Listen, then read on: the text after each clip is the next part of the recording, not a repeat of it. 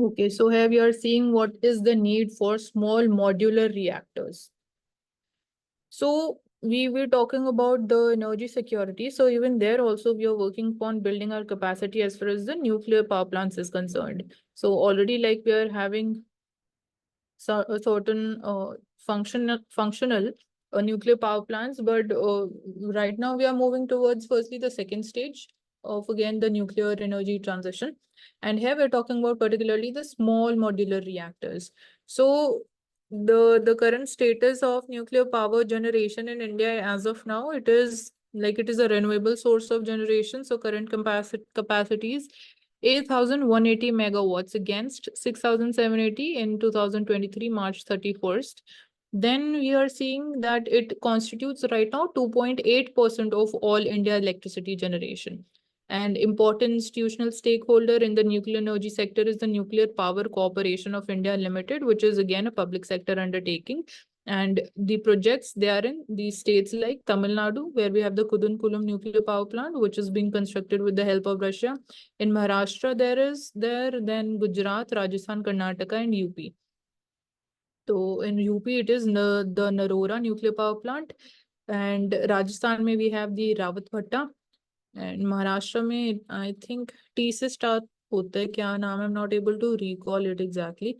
So these are the plans, and here we are also focusing brownfield expansion and greenfield projects. So the National Electricity Plan envisages nuclear power capacity. It should be increased to 19,680 megawatts by financial year 2032. And right now we are at 8,000 megawatts. So 19,680 तक इसको और increase करना है, but we are seeing slow pace of increase.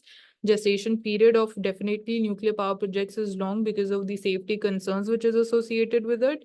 And also we are not having again the 100% technology availability also. So that's why we are using the technological expertise of different advanced countries having that technology. For example, Russia is there, or even in case of this, we are having collaboration with US also. So 7 to 10 years is the gestation period which takes, this is the time period taken to establish a proper nuclear power plant. So this time period is less when we're talking about the small modular reactors. So that is one advantage there. And accordingly, the security concerns would also be not that risky compared to the full-fledged nuclear power plants functional.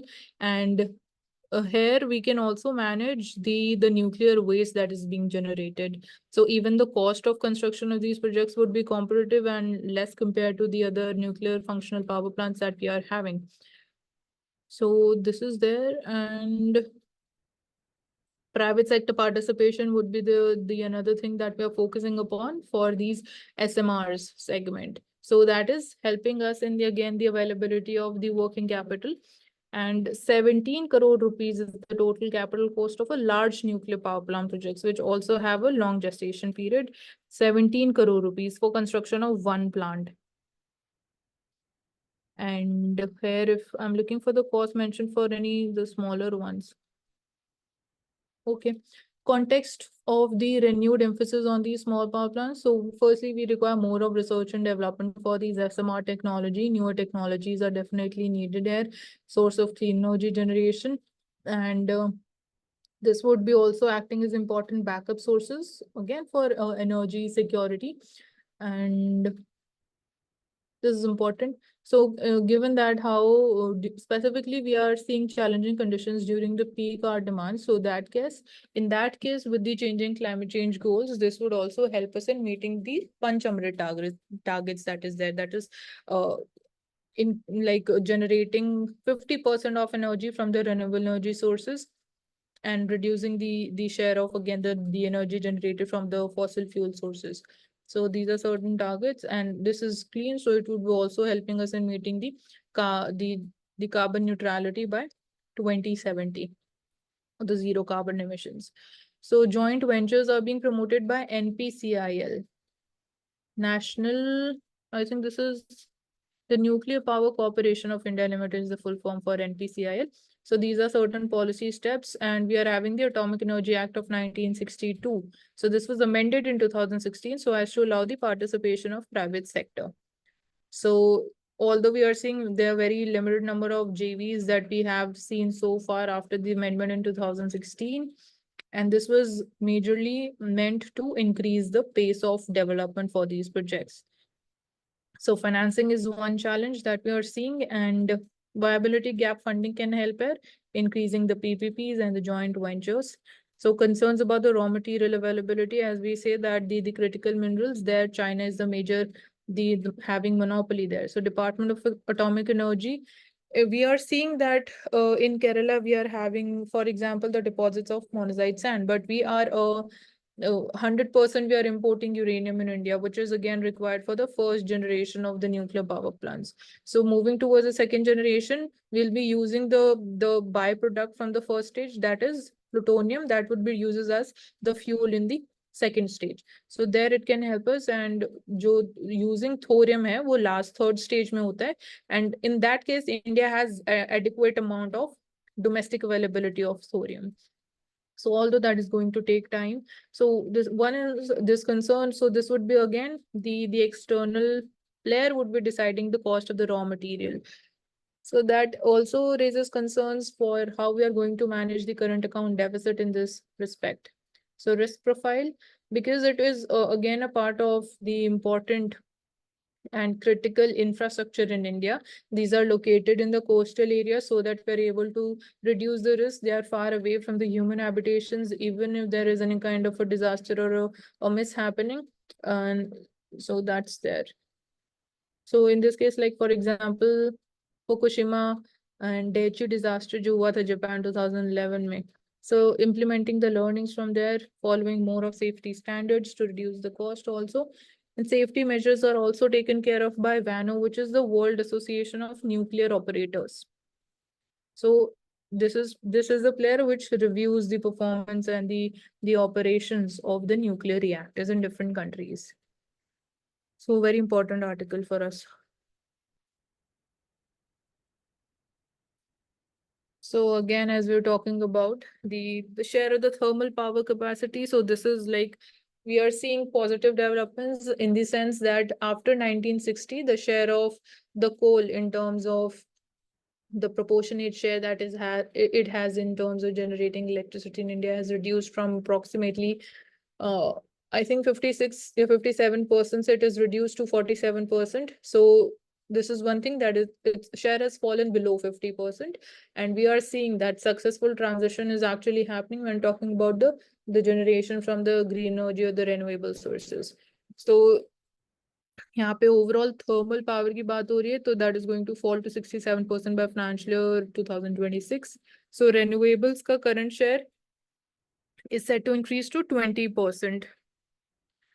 So overall is availability in the construction of infrastructure. So definitely will be requiring more of capital expenditure. And in terms of technology, like we are majorly import dependent, even when we're talking about the solar module. So we are focusing upon that. We are focusing how manufacturing sector can help us in the domestic production and reduce our import dependence, reduce again the cost also. So that India has that cost advantage with us. And for example, solar energy, may we see that the solar rooftop scheme that is there. So this would also help in making the households also as in independent generators of electricity at the same time, and mitigating the challenge during the peak hour demands when we are seeing the major electricity cuts happen during that time period. And they can also be electricity suppliers at the same time, and they can earn revenue through that. So that's there. And even the impact that climate change would be having on these renewable energy projects is another concern that we need to deal with. For example, in case of wind energy, we talk about the changing patterns of the wind. So that would be again impacting the efficiency of the projects, be it the wind projects, or in case of solar energy projects, we talk about the deposition of dust, or when we're not having like suppose in cloudy conditions, the amount or the intensity of sunlight also reduces. Another aspect is the storage of this renewable energy, because it is not 24/7 available. So that is the thing. And compressed biogas is another area where we are focusing upon the increasing the capacity. So that is generated through the biomass, compressed biomass energy from, again, the biomass or the like waste plants and waste food materials. So this is TK. Next topic. 3% fiscal deficit target, is it sacrosanct or not? So here we talk about what are the amendments needed in the Fiscal Responsibility and the Budget Management Act. So there we have this target mentioned, 3% of the fiscal deficit. So यहाँ हम new approach की बात कर रहे हैं. The government wants to focus more on reducing the debt, and thereby we can reduce the fiscal deficit in a sustainable manner. Ki we are also able to maintain that reduction that we are doing in the fiscal deficit. So for the current financial year, we are having the target of 4.9% for the fiscal deficit. And as we are seeing that we are now not directly focusing upon the number to reduce the fiscal deficit, but we are talking about other measures that will be monitored. For example, the debt to GDP ratio is more appropriate, more broader, and also like tracking the tax to GDP ratio, ensuring how tax buoyancy can be increased, because that helps in increasing the revenue of the government, and that would reduce the fiscal deficit, helping in fiscal consolidation, meeting the targets under the FRBM Act of 2003. So, and after COVID-19 pandemic, definitely we saw that our fiscal deficit rose to even close to 10%. So things have changed after that. So even how people are saving and how we are investing, that has also changed. So several things have been transformed after COVID-19. So it is important that the targets need to be in sync with the FRBM Act of 2003. So we need to be more flexible. We need to be more appropriate in terms of the trajectory or in terms of the methodology that will be following to meet our targets. So that is why it is raising question, or it is asking the question whether this target is sacrosanct or not. You can scroll down further. So definitely states are going to play a very, very important role over here. And currently, as we are seeing fiscal mismanagement by southern states in India, for example, be it Kerala or even Andhra Pradesh or Telangana. So there we are seeing the fiscal deficit is rising, or when we're talking about the structural reforms, for example, GST. So even that somewhere disrupted the manner of raising taxation or the income for the state. So they are struggling to manage their fiscal deficit. We are seeing that their revenue expenditure as a part of the overall budget that has increased. So although we want capital expenditure to increase and the rationalization of the revenue expenditure. So ultimately, when we even consider the case of the GST, so we saw that the center stated that the states, they can borrow the additional amount that they require, but again, that raises the debt obligations of these states. And the another provision was that the center would be providing with any kind of revenue shortfall to the states for next 5 years after the implementation of GST. So even that thing got disrupted because of COVID-19, and center stated that this is something unforeseen consequences that we are seeing, and this was not under the control of center. But we need to be prepared to deal with every kind of situation. So this is one thing. And what is the change in the approach? So now we are seeing that the next cabinet secretary, TV Somanathan sir, so he said that the center is no longer committed to 3% fiscal deficit target. Said that after financial year 2026, the target would be, although fiscal deficit would be below 4.5%, but the target will be more dynamic, and it would be set in a manner that the government's debt to GDP ratio is on declining trend. So as I just mentioned, we're not focusing upon just using the fiscal deficit. Whether that reduction will translate into reduction in the debt to GDP ratio is the thing that we're talking about. So that is the dynamic element that he's been talking about. And the center feels it will provide more flexibility for the growth by making enough resources available. So resource reallocation and efficient utilization of the resources would be the thing that we will be equally focusing upon. So saying that there is no scientific basis to 3% target is one thing, and how we are deciding whether it is going to be 3% is more appropriate for the Indian economy, or whether it is going to be 4%. So this is the thing, because again, one indicator cannot decide whether we are whether we are growing at a good pace or not. So slightly the inflation also, key certain minimum amount of inflation is good for our economic growth. So similarly, even this is true in case of fiscal deficit. So it will provide the center with enough firepower when a crisis such as pandemic strikes. So for example, post-COVID, it spent heavily on the infrastructure to revive the growth. So in such cases, we see that the importance of fiscal policy increases. And many economists, they say that deficit that is higher than 3% will increase India's borrowing at a time when savings are declining. So that is also one of the again arguments that why 3% is the right and appropriate measure. That if, for example, if our fiscal deficit increases beyond 3%, so government will end up borrowing, because in that case we'll see that savings will be declining. So if savings will decline, the investments will decline, and that gap will have to be filled up by the borrowings by the center. So this will push up the interest rates further, which will further increase the cost of again borrowing, and investment will get hurt and slow the economic growth. So that's how even a minimum amount of fiscal deficit is important for the economic growth. So China's outflows, this is what I was mentioning. The direct investment liabilities in its balance of payments has dropped almost $15 billion. And we are seeing the FES, they are selling their investments, their capital assets in China and moving out from the Chinese economy, because they might not be feeling the current pace of growth, or the certain challenges which are there. And for example, when we talk about even the influence of politics, or the political factor is a major deciding factor about the major restrictive policies which are heavily controlled by the political center. Then China Plus One strategy was also mentioned, that this is also indicating that even the businesses, they want to diversify and minimize their risks by shifting and by ensuring their presence in different economies, be it like whether it is like Southeast Asian economies only, like Vietnam or Cambodia, or it is India. So this should benefit other economies than India. So this is again a natural advantage and opportunity for India to grow and attract such investments, and even at the same time capital also. Okay, next topic. So housing finance companies, they face tighter liquidity norms. So the norms have been tightened by RBI. Housing finance firms, they must get minimum investment grade credit rating every year. So importance of a transparent, unbiased, periodic credit rating for the housing finance company becomes more important. And RBI has allowed these HFCs to hedge the risks arising out of their operations and to issue co-branded credit cards. So it cannot be solely by these HFCs. So these HFCs are an example of NBFC companies, non-banking finance companies. So they cater to the demand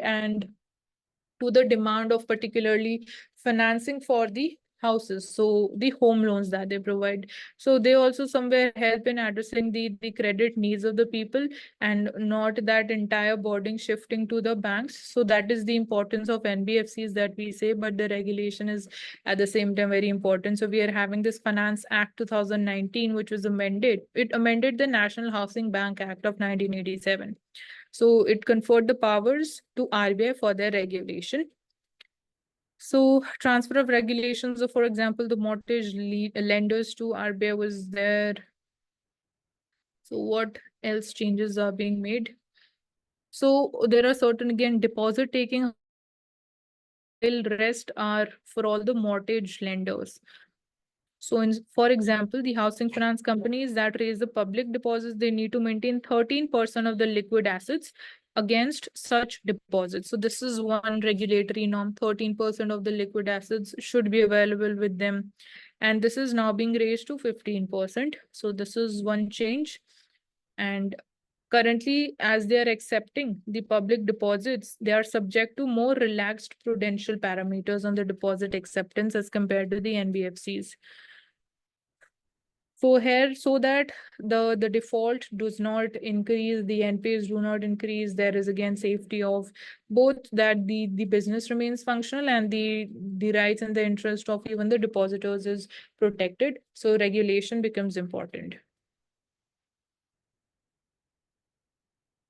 So That's it. Yeah. GST Council likely to meet in September to discuss the key issues. So what are the key issues? So one thing is would be focusing upon expanding the tax base instead of increasing the revenue of the government through increasing the tax rate. We want expansion of the tax base so that more people are paying their tax returns. Then second is clarifying the rules, and thirdly, reviewing the tax rate rationalization. This has been again a constant demand that GST rates, the tax slabs need to be rationalized, whether we need to reduce the tax rate which is there on the 5 slabs, or we need to also reduce the number of tax slabs which are there. This is one thing.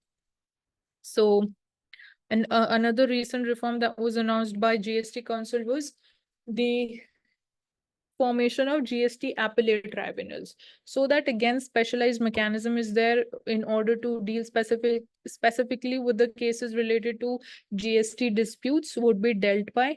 And another major challenge in front of GST Council is how will be ensuring the fake GST bills are not being generated, how we can stop before that entire fraud becomes too large, because only then it comes to the limelight and is identified, and then the adequate measures are taken up. So extensive consultative process, given that changes to the rate structure, it could mean major revisions. So here we can talk about the Laffer curve, where we're talking about that there is one tax rate where the peak of tax revenue is achieved. If we further increase the tax rate after that point, so tax revenue will start falling, because people will then, because we are having the opportunity cost or the trade-off between working and the leisure time that we have. So if more percentage, more part of our income will be going in the form of tax, so that would be discouraging the people from working, and again that would be having consequences for economic growth also. So this is the thing. So we have completed for the day. Thank you so much for joining us on Ansarkari, and stay tuned for further detailed and informative discussions like these.